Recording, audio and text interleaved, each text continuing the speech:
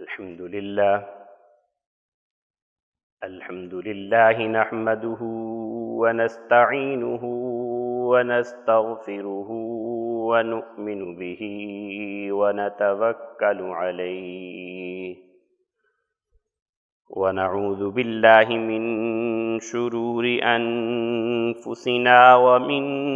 سيئات أعمالنا من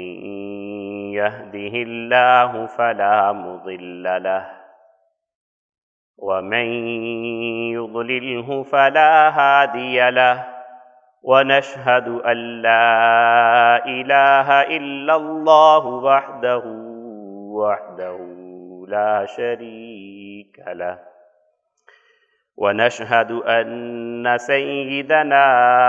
وسندنا وحبيبنا وحبيب ربنا ومولانا محمدا عبده ورسوله صلى الله تعالى على حبيبه خير خلقه محمد وعلى آله وأصحابه وبارك وسلم تسليما كثيرا كثيرا يا رب صل وسلم دائما أبدا على حبيبك خير الخلق كلهم أما بعد فأعوذ بالله من الشيطان الرجيم بسم الله الرحمن الرحيم والله جعل لكم من أنفسكم أزواجا وجعل لكم من أزواجكم بنين وحفدة ورزقكم من الطيبات أفبالباطل يؤمنون وبنعمة الله هم يكفرون صدق الله العلي العظيم وصدق رسوله النبي الكريم ونحن على ذلك لمن الشاهدين والشاكرين والحمد لله رب العالمين رب اشرح لي صدري ويسر لي أمري واحلل عقدة من لساني يفقهوا قولي سبحانك لا علم لنا إلا ما علمتنا إنك أنت العليم الحكيم معزز سامعین کرام و بزرگان عوام، حق تعالی شانہ نے سورہ مومنون کے اندر کامیاب مومن کی صفات تفصیلاً ذکر فرمائی ہیں۔ قد افلح المؤمنون الذين هم في صلاتهم خاشعون والذين هم عن اللغو معرضون والذين هم للزكاة فاعلون، اور ان صفات کے اس موقع پر یہ ارشاد فرمایا کہ والذین هم لفروجهم حافظون، کہ کامیاب مومن وہ ہوتے ہیں جو اپنی عصمت، اپنی عزت، اور یہاں بہت صریح الفاظ کے اندر یہ ارشاد فرمایا کہ اپنی شرمگاہ کی حفاظت کرنے والے ہوتے ہیں۔ تو گویا کہ اسلام نے ہمیں ایک نظام عصمت، نظام عفت، پاکیزہ نظام عطا فرمایا ہے۔ خاص طور پر انسان کی ایک بہت بنیادی ضرورت ہے، ایک بہت بنیادی خواہش انسان کے اندر، جبلی خواہش بھی اسے کہا جا سکتا ہے، اللہ رب العزت نے رکھی ہے، اور وہ ہے جنس کی خواہش۔ کہ اللہ رب العزت نے جیسے انسان کو اپنے جسم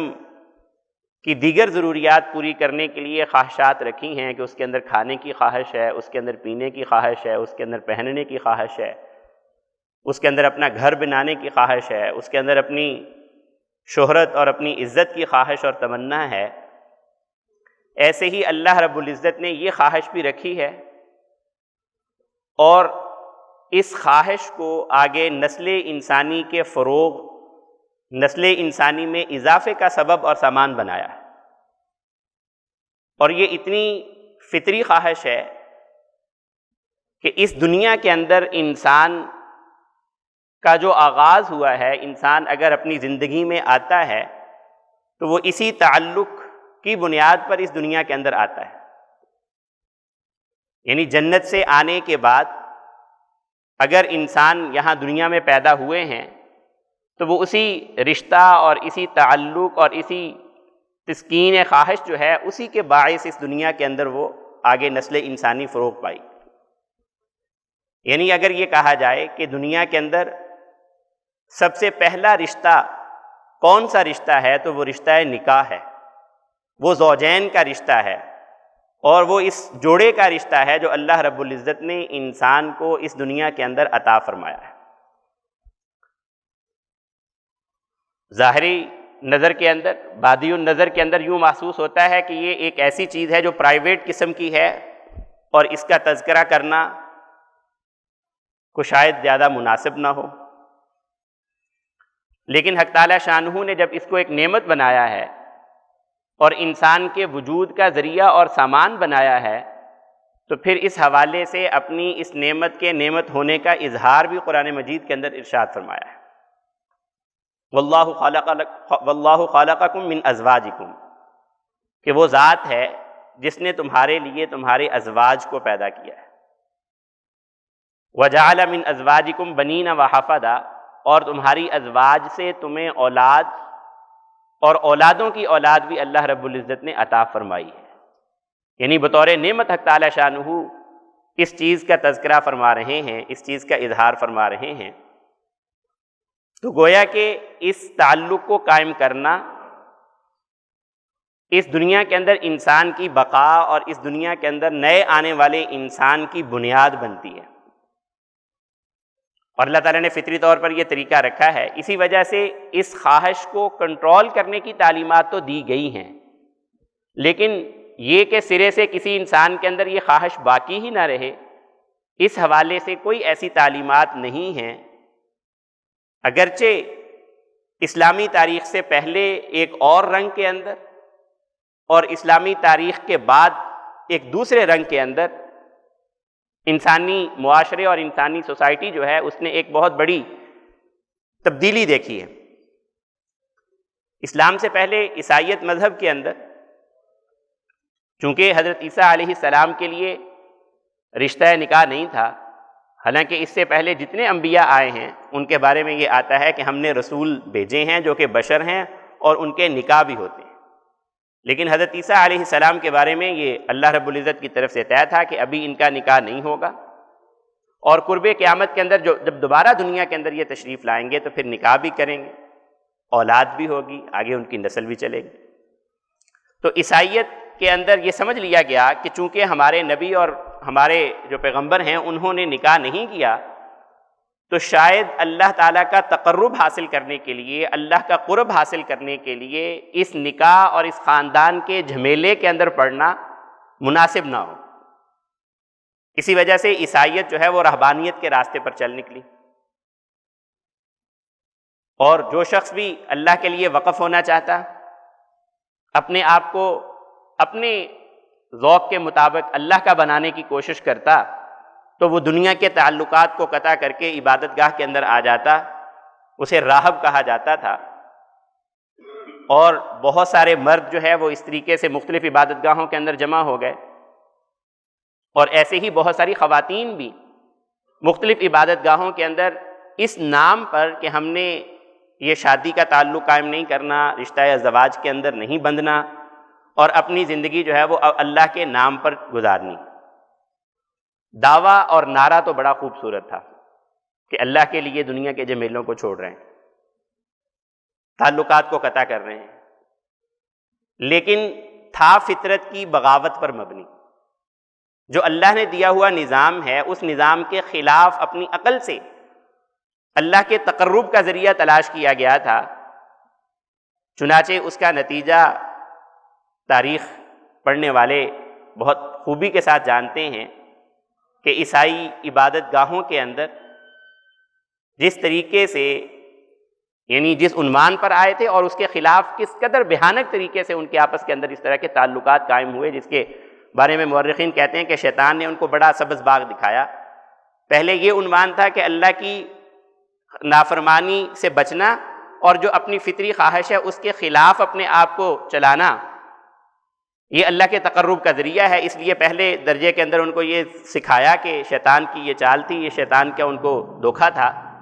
کہ تم نکاح کو چھوڑ دو اور عبادت گاہ کے اندر آ جاؤ اور اپنے نفس کی مخالفت کرو۔ پہلے درجے کے اندر نفس کی مخالفت انہوں نے اس طرح کی، پھر اگلے درجے کے اندر مخالفت ان کے جی کے اندر یہ آئی کہ ہم یہ کریں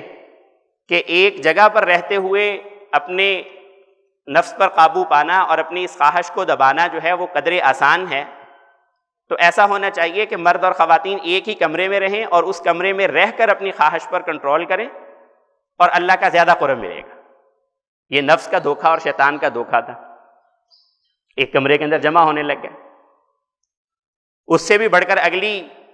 الٹ بات کسی کے ذہن میں آئی کہ نہیں، ایک بستر پر جمع ہو جائیں اور پھر ہم اس حکم پر چلیں تو شاید اور زیادہ تقرب ملے گا کہ ہم اپنے نفس کو مار رہے ہیں، اپنی خواہش کو مار رہے ہیں۔ لیکن ظاہر بات ہے کہ یہ اللہ تعالیٰ نے فطرت کے خلاف رکھا ہے، اور جب ایسا تعلق اور ایسا قرب ہوگا تو یقیناً انسان انوالو ہو ہی جاتا ہے، تو وہ غلط راستوں پر اللہ تعالیٰ کی حدود کو توڑنے کے اندر نکل گئے۔ جبکہ دین اسلام کے اندر ایسی رہبانیت کے بارے میں بہت صریح الفاظ کے اندر نبی کریم صلی اللہ علیہ وسلم نے ارشاد فرما دیا کہ لا رہبانیت فی الاسلام، اسلام کے اندر ایسی کوئی رہبانیت نہیں۔ اللہ کو راضی اس دنیا کے تعلقات کو قائم رکھتے ہوئے بھی کیا جا سکتا ہے۔ چنانچہ محدثین کے ہاں یہ باقاعدہ قرآن و سنت کو دیکھتے ہوئے یہ مسئلہ ریز ہوا ان کے سامنے کہ ایک آدمی اپنی خاندانی زندگی قائم کرتا ہے، رشتہ یا زواج کے اندر جڑتا ہے، اس کے نتیجہ کے اندر جو ذمہ داریاں، جو لائبلٹیز اس کے اوپر آتی ہیں ان کو اچھے طریقے سے نبھانے کی اپنی وسعت کے مطابق کوشش کرتا ہے۔ ظاہر بات ہے کہ ان ذمہ داریوں کو نبھانے کے لیے دنیا کے کام بھی کرنے پڑیں گے، دنیا کے دھندے کے اندر بھی مصروف ہونا پڑے گا۔ یہ آدمی افضل اور اللہ تعالیٰ کے زیادہ مقرب ہے، یا وہ شخص اللہ کے نزدیک زیادہ پسندیدہ ہے جو رشتہ نکاح کو چھوڑ دیتا ہے، اپنے آپ کو اللہ کی عبادت کے لیے فارغ کر لیتا ہے؟ تو اکثر کی رائے یہی ہے کہ رشتہ نکاح کے اندر جڑنا، اس نکاح کے رشتے کو قائم کرنا اور اس کی ذمہ داریوں کو پورا کرنا، یہ اللہ کی نظر میں زیادہ پسندیدہ اور زیادہ محبوب ہے بنسبت اس کے کہ انسان جو ہے وہ اللہ کی نفلی عبادات کے اندر جڑا ہوا۔ اور میں نے کہا کہ ایک طریقہ تو عیسائیت نے پہلے اپنایا تھا، اور ایک آج ویسٹ کے کلچر کے اندر ہمیں بہت نمایاں طور پر اس چیز کا نظر آتا ہے کہ رشتہ یا زواج نہیں قائم کیا جا رہا۔ ٹھیک ہے، یہ خواہش ہے، خواہش پوری کرنے کے 100 طریقے اور اپنا لیے جائیں گے، لیکن یہ جو ذمہ داری کے طور پر اس طریقے کو اپنانا ہے، جو شریعتوں کے اندر تمام شریعتوں کا متفقہ جو فیصلہ تھا، اس طریقے کو اپنانے کی بجائے اپنی آزادانہ زندگی گزارنے کو ترجیح دی، اور اس کے نتائج خود مغرب اس وقت فیس کر رہا ہے۔ خاندانی نظام جو ہے ان کے ہاں اس وقت تباہی کے دھانے پر کھڑا ہے۔ یہ جو ہم دیکھتے ہیں بڑی آسانی کے ساتھ، کبھی کوئی کیس میڈیا پر آیا ہوا ہوتا ہے، کبھی کوئی آیا ہوا ہوتا ہے جی کہ فلاں خاتون جرمنی سے آ گئی نکاح کے لیے، مسلمان لڑکے نے اس کو ترغیب دی اور اس کے ساتھ تعلق قائم کیا، اور وہ دوستی کے رشتے کے اندر بند کر ادھر پہنچ گئی۔ فلاں چھوٹے چھوٹے جگہوں پر ہمیں یہ مل رہی ہوتی ہیں مثالیں کہ چھوٹا سا قصبہ ہے جی، فلاں چھوٹا سا شہر ہے، وہاں کا ایک نوجوان جو ہے اس نے یہ کوشش کی اور وہ خاتون آ گئی۔ یہ اس بات کی واضح دلیل اور علامت ہے کہ وہاں پر خاندانی نظام بھی خرابی کے دھانے پر کھڑا ہے، اور وہ جو ایک عورت کو اس رشتے کی بنیاد پر ایک عزت اور ایک مقام ملتا ہے وہ اس معاشرے کے اندر ختم ہو چکا ہے، جس کی وجہ سے ان جگہوں کی خواتین جو ہیں وہ اس بات کو ترجیح دیتی ہیں اور اس بات کے لیے قائل ہو جاتی ہیں کہ اگر یہ تعلق قائم کر لیا جائے تو شاید ہماری زندگی زیادہ اچھی گزر سکے۔ یہ اسلام کی حقانیت کی دلیل ہے اس وقت۔ تو میں یہ عرض کر رہا تھا کہ یہ دو خرابیاں انسان نے اپنی عقل کی عقل کی رنگ کے اندر مبتلا ہو کر اور عقل کے جو دام ہیں اس کے اندر پھنس کر اس نے یہ غلطی کی کہ یہ کہا کہ خاندانی نظام کی کوئی ضرورت نہیں ہے، رشتہ نکاح کی کوئی ضرورت نہیں، جبکہ دوسری طرف نبی کریم صلی اللہ علیہ وسلم کی احادیث اور سنت کے اندر دیکھا جائے اور قرآن مجید کے اندر دیکھا جائے تو اس خاندانی نظام کی بڑی اہمیت ہے۔ حق تعالیٰ شانہ جگہ جگہ اس بات کو ارشاد فرما رہے ہیں، یا ایھا الناس اتقوا ربکم الذی خلقکم من نفس واحدہ، کہ تم اپنے اس رب سے ڈرو جس نے تمہیں ایک جان سے پیدا کیا ہے، وخلق منھا زوجھا، اور اسی سے اللہ رب العزت نے اس کے زوج کو پیدا کیا، یعنی اس کے جوڑے کو پیدا کیا، وبث منہما رجالا کثیرا ونساء، کہ پھر اللہ تعالیٰ نے بہت سارے مرد اور عورتیں جو ہیں وہ زمین کے اندر پھیلا دیے۔ یہ انسانوں کا جو کارخانہ، انسانوں کا جو نظام چلتا ہوا ہمیں دکھائی دے رہا ہے، یہ سارا کا سارا اس تعلق نکاح پر، جو کہ ایک جائز تعلق ہے، جو اللہ تعالیٰ کی نظر میں ایک عبادت کے طور پر ہے۔ دیگر عبادات جتنی بھی ہیں، ان عبادات کے اندر کیا ہے کہ ایک وقت ہوگا کہ آپ نے وہ عبادت شروع کی اور پھر ایک وقت آئے گا کہ وہ عبادت مکمل ہو گئی۔ نماز پڑھنے کے لیے آپ کھڑے ہوئے، تکبیر تحریمہ کہی، اللہ اکبر کہہ کے نماز کا آغاز ہو گیا، نماز چل رہی ہے، قیام بھی ہے، رکوع بھی ہے، قومہ بھی ہے، سجدہ بھی ہے، جلسہ بھی ہے، تحیات بھی ہے، السلام علیکم ورحمۃ اللہ، السلام علیکم ورحمۃ اللہ، نماز مکمل ہو گئی۔ تو گویا کہ وہ جو 4 منٹ ہیں، وہ جو 6 منٹ ہیں، وہ جو 8 منٹ ہیں، اس دورانیے کے اندر آپ عبادت کے اندر مشغول ہیں، اور اس دورانیے کے بعد آپ کی عبادت کی تکمیل ہو چکی۔ لیکن نکاح کی جو عبادت ہے، یہ ایسی عبادت ہے کہ جس وقت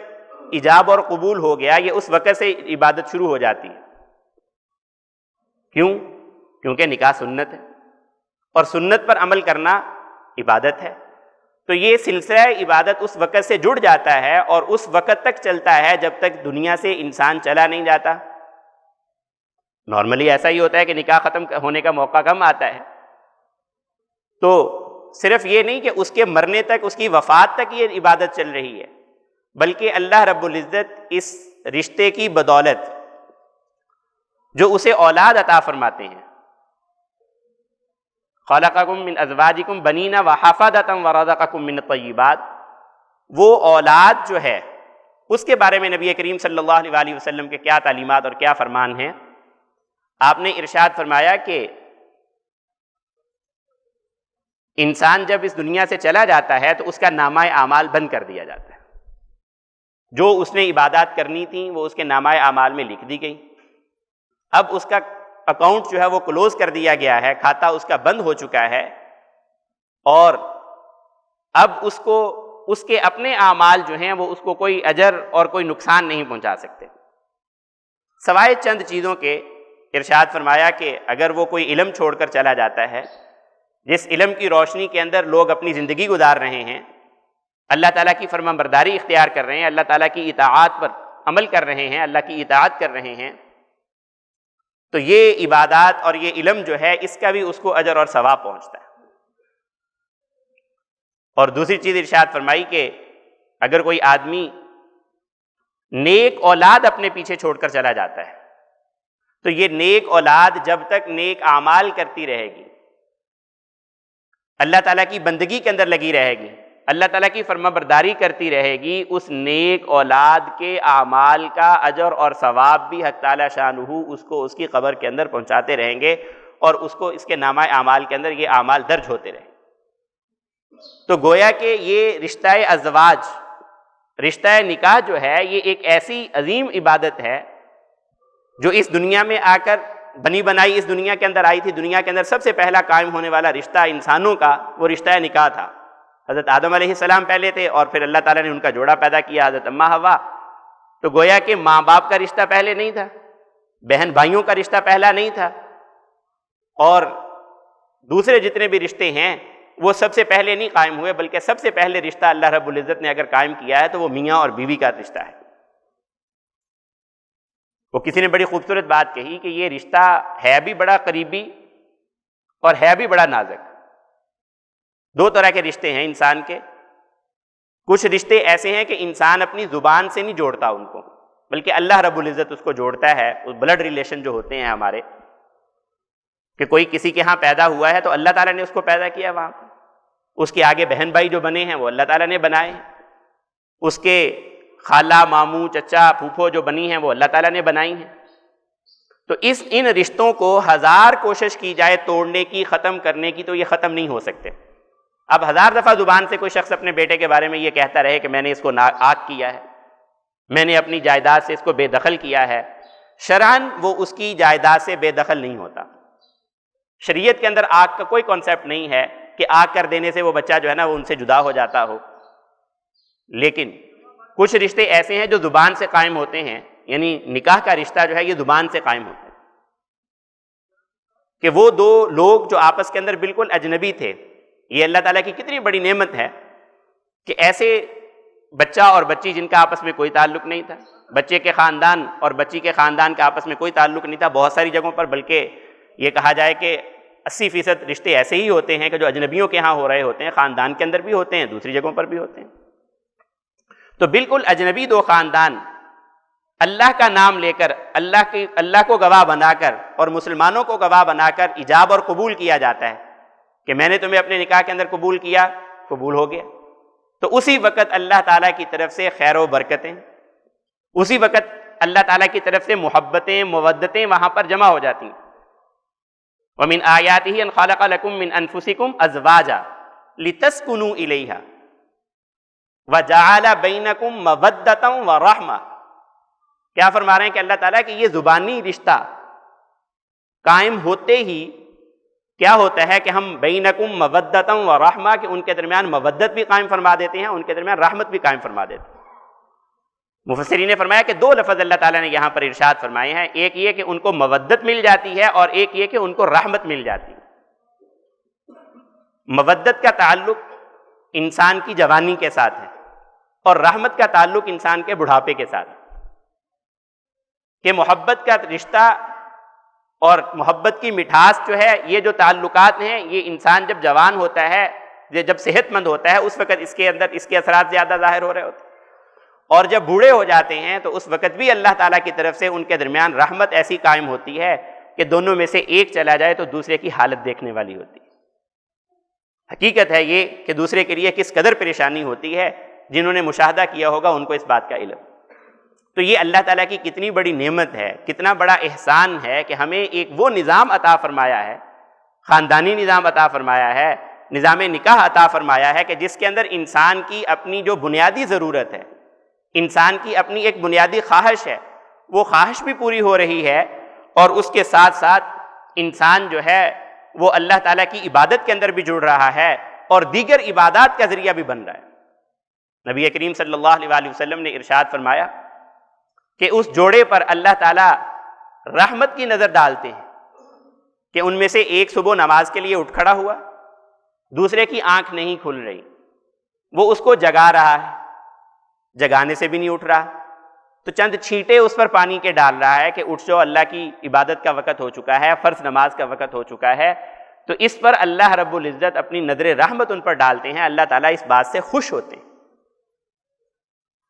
یہ دین اسلام نے ہمیں جو نظام دیا ہے، میں کیا عرض کر رہا تھا کہ اس کی یہ خوبیاں ہیں، اور نبی کریم صلی اللہ علیہ وسلم نے اس کی باقاعدہ ترغیب دی ہے، النکاح من سنتی فمن رغب عن سنتی فلیس منی۔ حق تعالیٰ شانہ نے قرآن مجید کے اندر جگہ جگہ اس پر تلقین ارشاد فرمائی، اور باقاعدہ صلحاء کی دعاؤں میں سے یہ ایک اہم ترین دعا ارشاد فرمائی ہے، ربنا ہب لنا من ازواجنا وذریاتنا قرۃ اعین واجعلنا للمتقین اماما، کہ اے اللہ ہمیں ہماری ازواج اور ہماری اولاد ان سے آنکھوں کی ٹھنڈک عنایت فرما دیجیے، یعنی ہمارے آپس میں تعلقات ایسے ہوں اور ان کے اندر ایسی خوبیاں ہوں اور یہ مصائب اور آفات اور مشکلات سے اس طرح محفوظ ہوں کہ جب بھی ایک دوسرے پر نظر پڑے، اولاد پر نظر پڑے، زوجین کی آپس میں ایک دوسرے پر نظر پڑے، تو اطمینان ہو، دل کو بے چینی نہ ہو، طبیعت کے اندر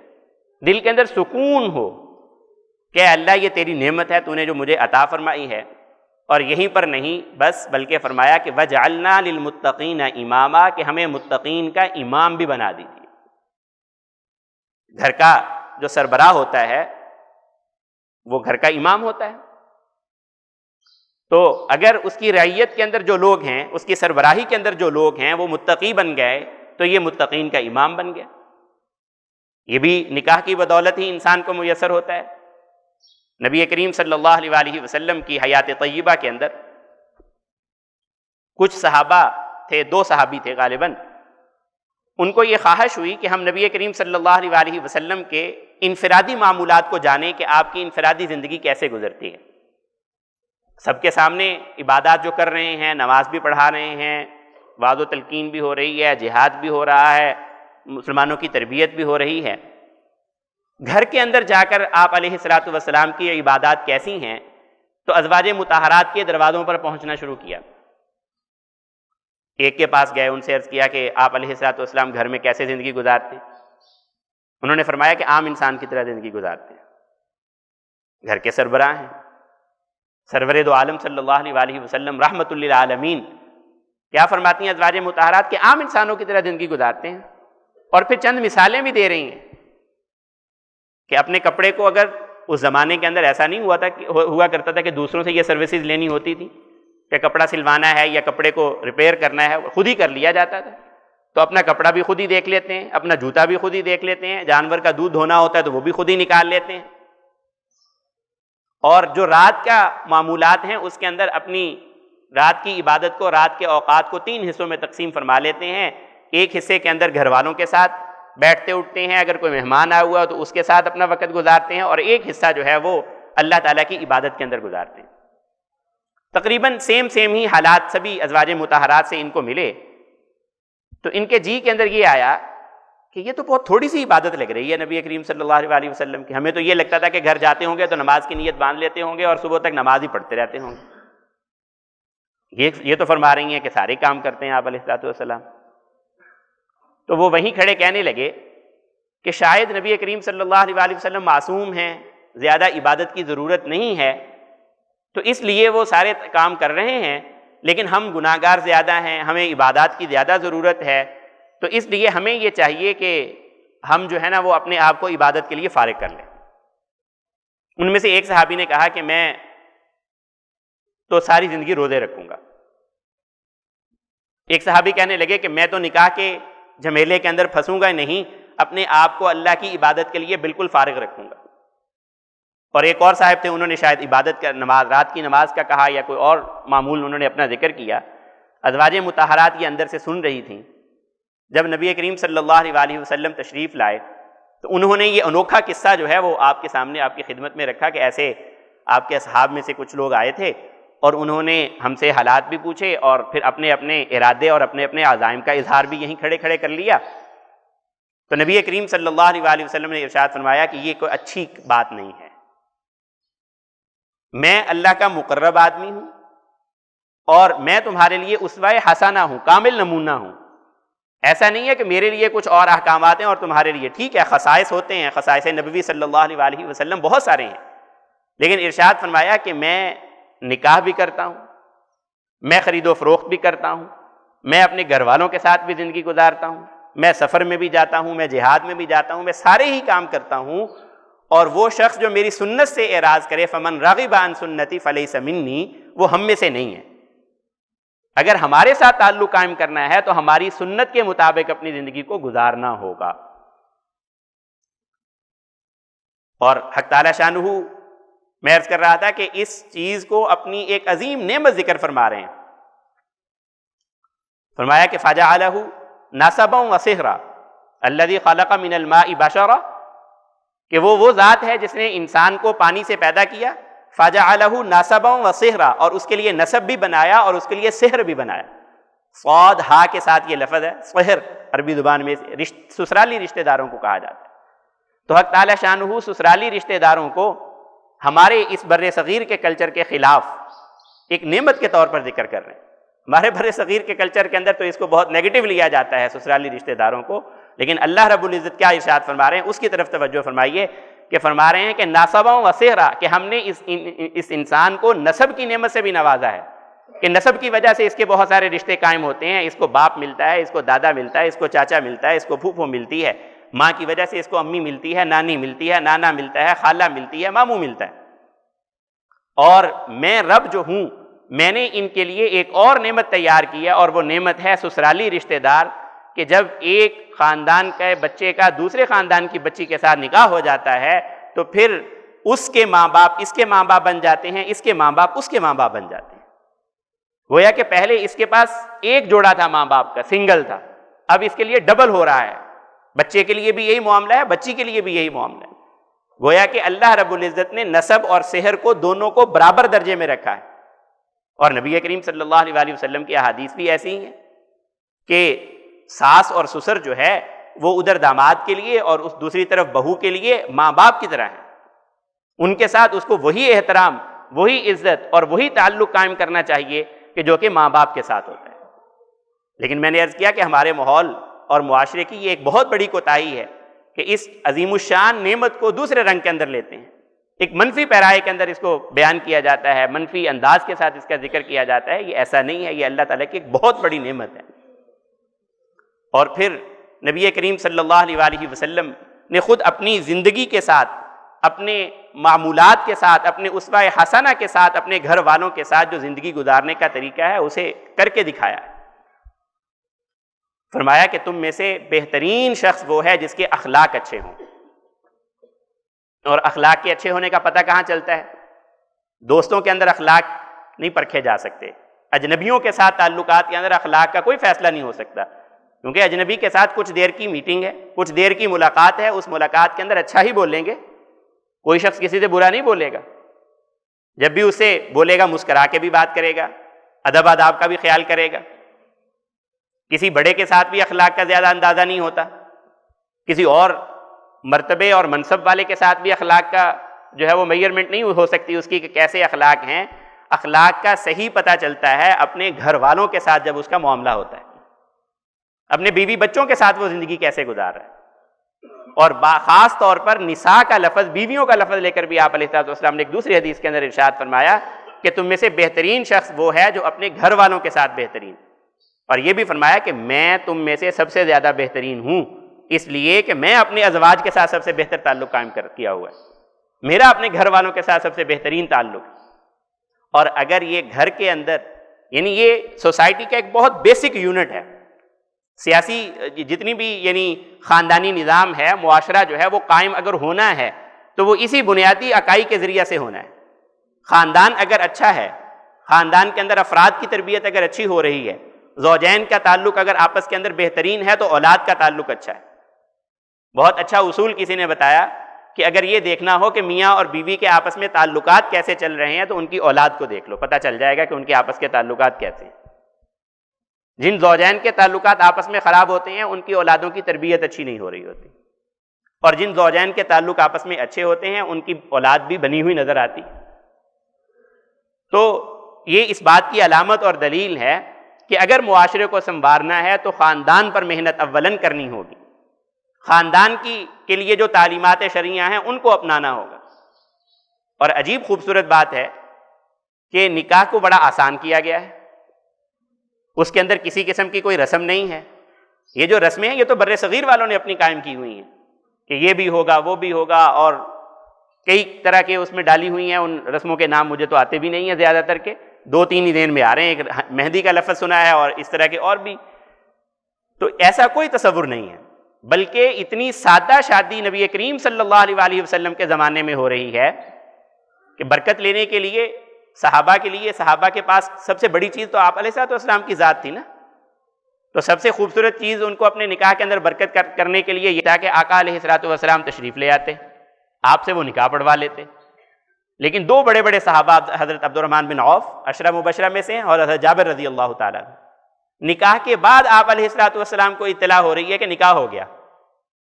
صرف نکاح ہی نہیں بلکہ رخصتی بھی ہو گئی، ازدواجی زندگی شروع بھی کر لی۔ تو یہ اس بات کی علامت ہے کہ نکاح کو بہت آسان رکھا گیا تھا۔ اور نکاح کے بعد، نکاح کا سادہ سا کام ہے کہ ایجاب اور قبول، خطبہ جو ہے اس کے اندر پڑھنا سنت ہے، اور ایجاب اور قبول کے بعد یہ تعلق قائم ہو جاتا ہے، اور اس کے بعد اسادگی کے ساتھ رخصتی کی جا سکتی ہے۔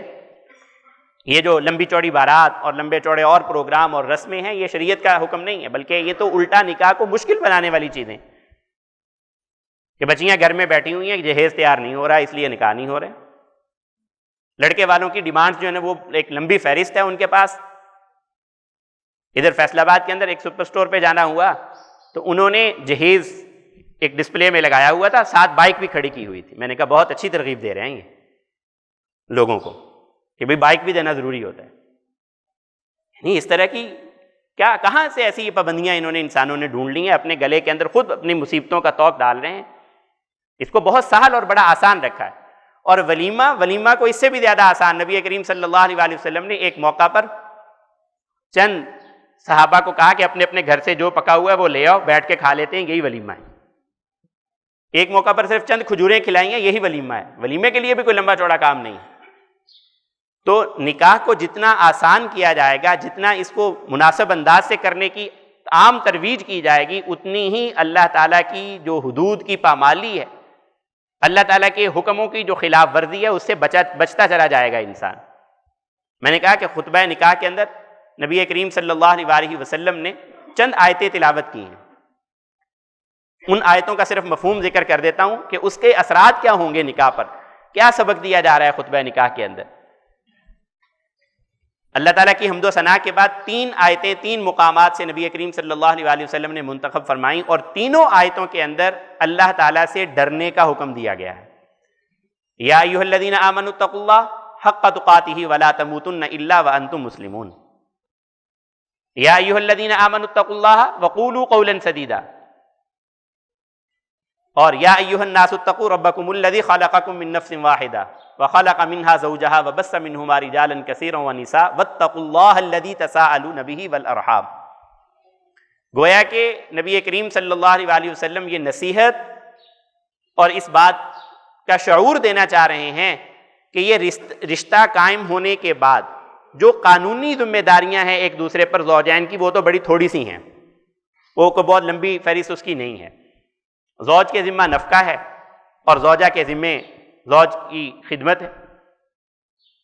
اس کے علاوہ جتنے آپس کے اندر بہترین تعلق و حسن سلوک, اچھے انداز سے ایک دوسرے سے پیش آنا, یہ تبھی ممکن ہوگا جب ان دونوں کی زندگیوں کے اندر تقویٰ ہوگا.